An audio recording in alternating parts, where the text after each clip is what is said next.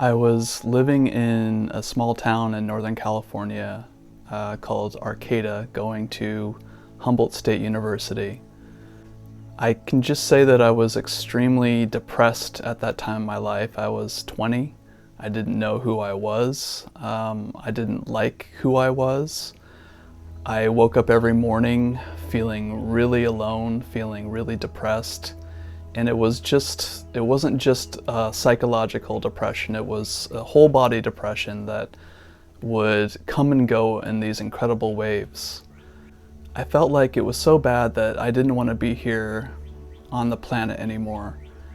And I didn't really know much about suicide or if that was even an option. Basically, when I thought about suicide, I didn't want to have to hurt myself. I wanted to be just taken and without any pain, without any repercussions. I felt like I just wanted to go. So at the time, and for a long time before that, even as a kid, I felt like I had a connection with the divine, with God.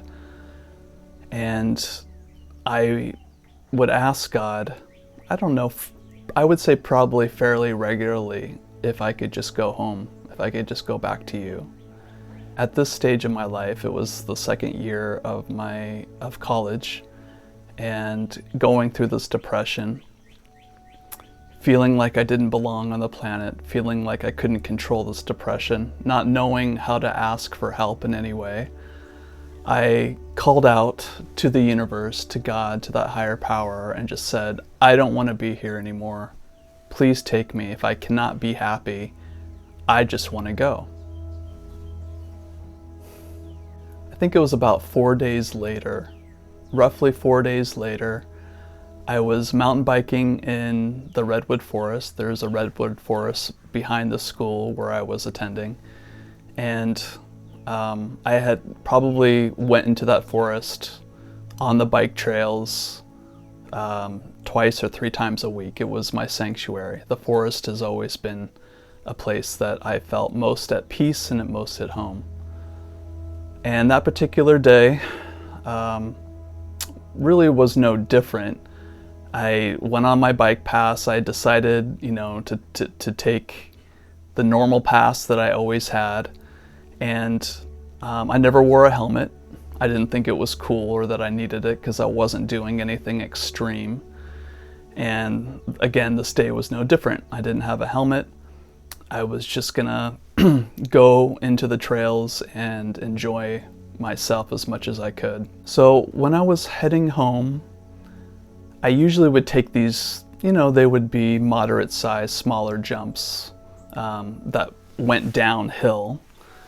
And so I took this jump, and I had noticed as soon as I hit the jump that someone had built it up within days, because maybe 2 days prior I took the same jump, but someone had built it up so it was almost vertical. And I knew as soon as I hit that jump that I was gone. My front tire hit the earth, then it was the handlebars. I came down on my head and my neck, and then my back was the last to hit the ground, and I was out.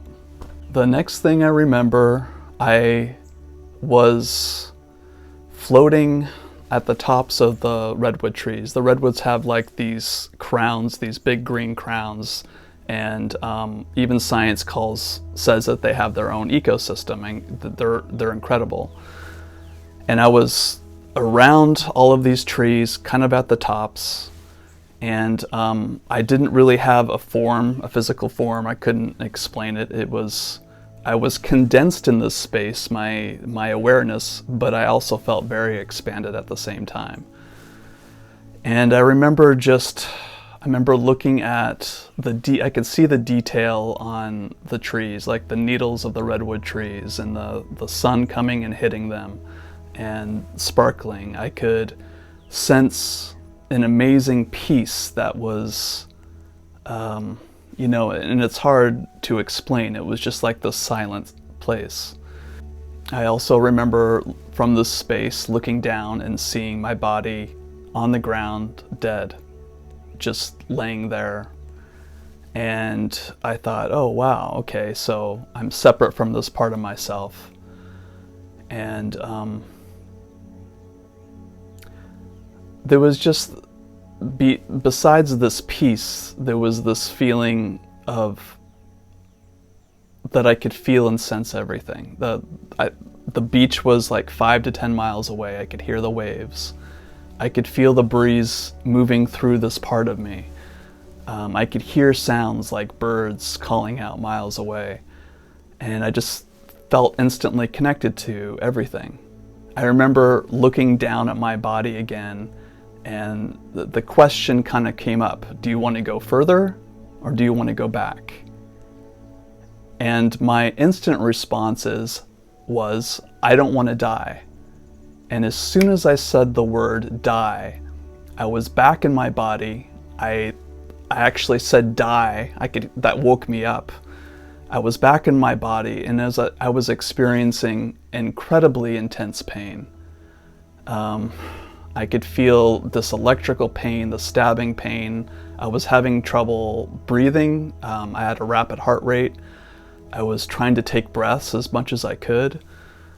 My vision was incredibly blurry, but at the same time, as I was going through this pain, it was simultaneously, I could see fairies coming down from the trees, kind of dive bombing me and going up and laughing and giggling.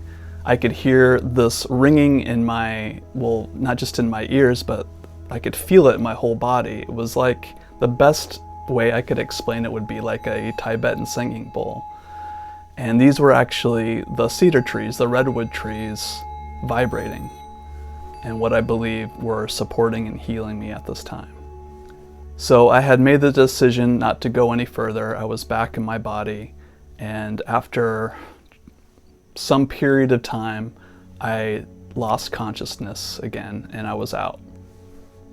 My next memory after I lost consciousness, laying there on the dirt, was being in the hospital, and a doctor leaning over me, saying, "You're very lucky, you're very lucky, you're very lucky." I think he might have been repeating that just so I could wake up. And then I heard him say, "You didn't break any bones, and you're alive, you're very lucky." And he was asking me going through the protocol, what's your name, where are you living, what day is it? I didn't know any of this except for a number that from a family friend who lived in town, and I blurted that out. So I went to their house, my family friends, and I was there for about a week, laying on their couch in pain, taking pain medication, before my mom came down and picked me up. Why did I come back? That's a really good question.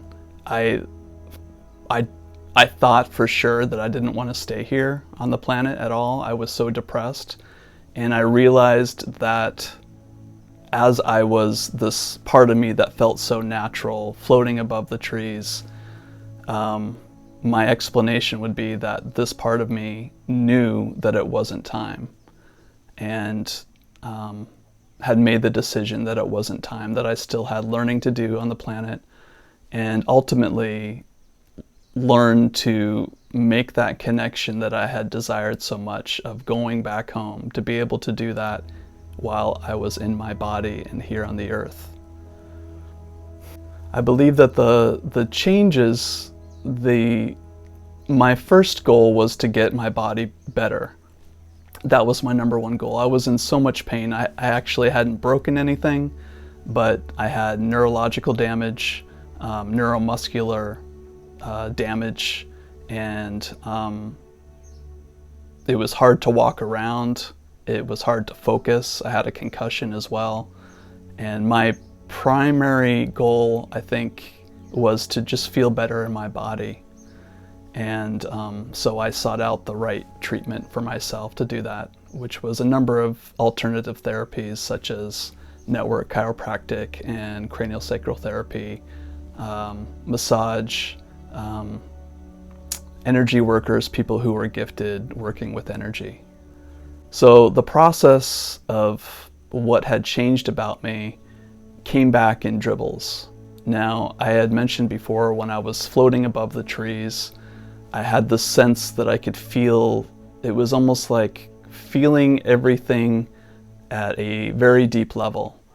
And I had always been empathic, but I had shut that off for many years. And so when I came back into my body, it was like a part of me, that higher part of me, was actually coming back into the body as well.